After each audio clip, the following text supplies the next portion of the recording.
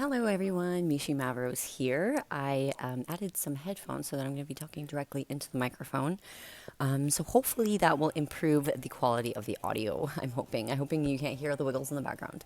Fingers crossed. With that being said, I really wanted to talk today about borderline personality disorder and parenting because it is a very difficult thing to navigate, dealing with a severe mental illness, especially one that's stigmatized as much as BPD, and then also raising a child, and trying to raise the child to become the best. You obviously want to give your child the absolute best life that you can, but also having this mental illness, it makes it seem as though we're selfish for having it. I've heard from so many people, so many people, that if you have a mental illness, you shouldn't be bringing a child into this world because it's selfish or you won't be able to give it the best life. And I think, although there is probably some merit to that, if you are very, very low functioning, and you don't think that you'd be able to provide for a child, that is definitely one thing. But if you've always wanted to have a child, or you do have a child and you love them with all of your heart, it can be very upsetting sometimes to hear people that obviously don't suffer from BPD and don't really understand what it is, tell you that you're not going to be a good parent or you're not a good parent because of these things. And I actually was pretty nervous about making this video because I didn't want to get all of that negative energy. There's a lot of things that I can handle now, but talking about my mental health and referencing my child in the same sentence, like, that is one thing that I just really think is no one's business. And if they knew how much I love and just spend every waking moment wanting to make sure that she is okay and she is learning and developing and learning these healthy coping mechanisms, and that I teach her in the way that I'm in the way that I want to, especially in terms of like emotional intelligence, kind of teaching her the skills that I never really had. I mean, it's a very, very long process. I want to talk about all of that. But the stigma behind being mentally ill and having children is there, and it is really scary. There isn't even too much information about it. And it is, yeah, it's very, very hard to navigate. So this obviously applies more so to people that either have children already or want to have kids. There's a lot of people that, they don't want to have kids. I find especially women in our 20s and 30s, if we don't want to have kids, we are constantly, asked, when are we getting pregnant? When are we getting pregnant? So, it is 100% that person's choice whether they want to have kids or not. And, if you have borderline personality disorder and you're like, I don't know, probably won't have kids, maybe, you're not sure, or you have decided, and you have decided and you're like, no, this is not for me.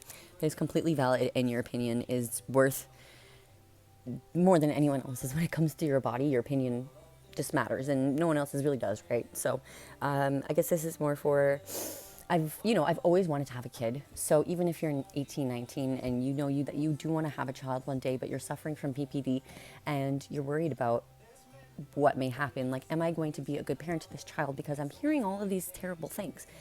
The short answer is, of course, yes. I think as long as you go in with the intention and you wake up every day just knowing in your head that regardless of anything that's going on in my own head, the past that has led me here, or, any trauma that I may be dealing with, not to push that aside or anything, but to lead with love and to lead with their best interests in mind. And the struggle, especially with parenting, is learning when to find the me time, because obviously you don't come first anymore.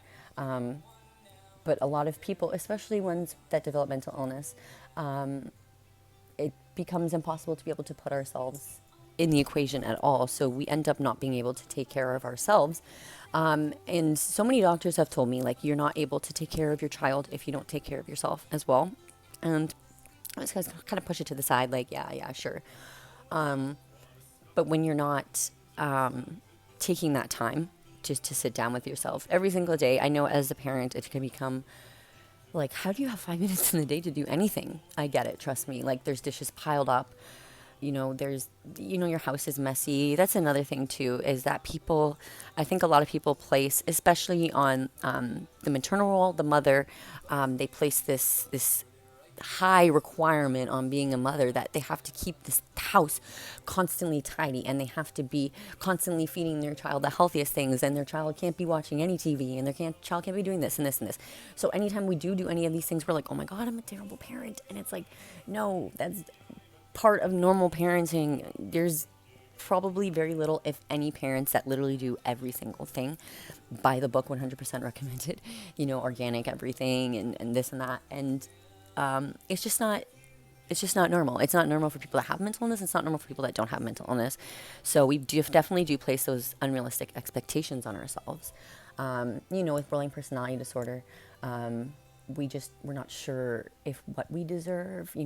We can easily turn ourselves into a spiral where we're like, I'm not going to be a good parent. Like, I'm not a good parent. Like, I'm so selfish for bringing this child into this world. And it just becomes like such a negative, like, I can even just go into the spiral right now. Like, just not wanting your child to have the same life that you did.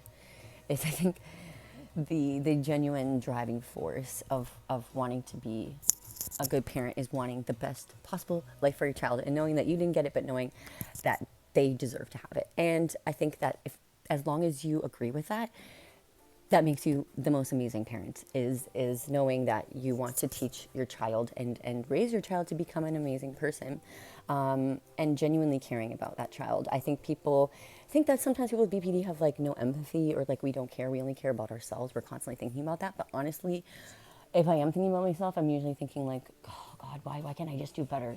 And that is the self-talk that we have with BPD. So especially when it comes to parenting, a lot of people, can talk, and BPD is so negatively talked about. Like, oh, are you going to, split on your child? Are you going to, have a rage episode on your child?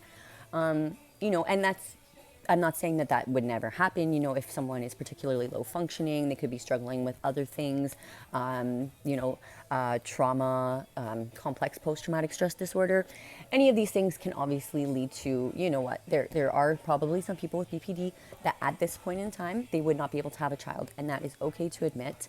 But that doesn't mean that every single one of us can't have children. And that doesn't mean every single one of us can't get ourselves into that mindset, whether or not help is available. Another thing is people really like to throw around like, why don't you go get help?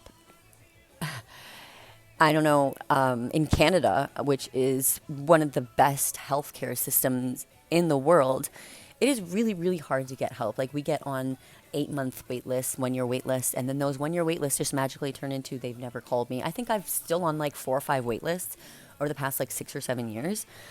And it's just not an important thing. Especially with COVID now, a lot of people are falling through the cracks because hospitals are they're over worked. People, like, there's more people in ICU, more people they have to deal with COVID. So it's just like a whole mess of a time right now. And it can be easy to place all of the blame on you. Like, am I doing enough for them? Am I valid for them? But these questions just prove that you are. And although you weren't able to receive that love as a child, you know that your child deserves that love, and leading with that is really all that matters. And I know that I would never spit on my child or have rage or anything like that, because a child is completely innocent. A child doesn't have any negative intentions. A child just doesn't understand when they're acting up. They've never learned it because they were never born. So you have to be the one to teach them these things. I find the only time that I really am experiencing rage or I split on people is because I know that they know better. They're full-ass grown adults, and they know better. But children don't. And that for me is the reason why I know that no matter what they do, I just have to be calm.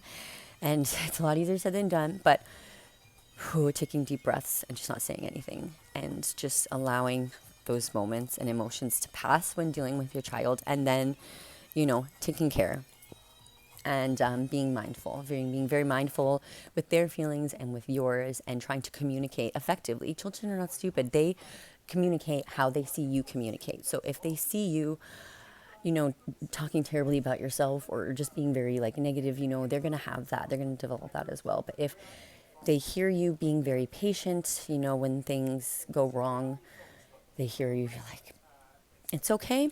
Things happen, kind of talking them through that. The way that we always wanted to be talked to as kids, I think. Like reparenting yourself too, that's like a whole nother aspect, which I think you guys should look into. I've just kind of started learning about that, but just telling yourself things that you wanted to hear as a child and then telling your child that as well. Becoming a parent has been absolutely life-changing. It's like, sorry, it's like the reason I get up in the morning. It's the reason that I've become like a better person. I've had to grow so much because of it. And I'm not saying you should go run out and have a child if you have BPD, everyone knows when it's time. And as long as you believe, and I think another very, very important thing is a supportive partner. My fiance is so, so, so supportive of me and my, lower functioning times, or when I'm experiencing high emotions and stuff like that. He will, take her when he can. And having a very supportive partner or supportive family is critical. It is so critical. Having people that respect your emotions, having a safe space allows you to give a safe space to your child.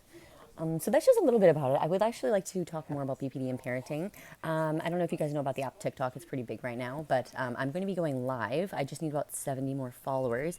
But then I really want to talk more in depth about these kinds of things on live. And I feel like on YouTube,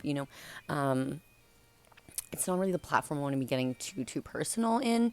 But with TikTok being able to go live, I feel like I'd really be able to connect with you guys more and share stories. So follow me on that if you haven't already at The Black Lambs, and on Instagram at The Black Lambs as well. Sorry, The Black Lambs. And I definitely want to do a part 2 to this BPD and parenting, because I feel like there's so much more that I haven't even touched on yet. And there's so many more things about PPD that I haven't talked about as well. The overwhelming amount of support and success, like I felt so successful and like happy and like supported when you guys were telling me about the fact that you enjoyed my last video, and literally it has inspired me to continue making videos, and I just feel so excited to wake up and do videos now, whereas before I was just so nervous. But borderline personality disorder. But of course, I'm improving every day, and a big part of that is to do with you guys. So thank you so much for allowing me to share my stories and my opinions with my life about BPD, and I'll be sharing another one very, very soon. I'm going to try and upload another one this week. Thank you guys so much, as always, for watching.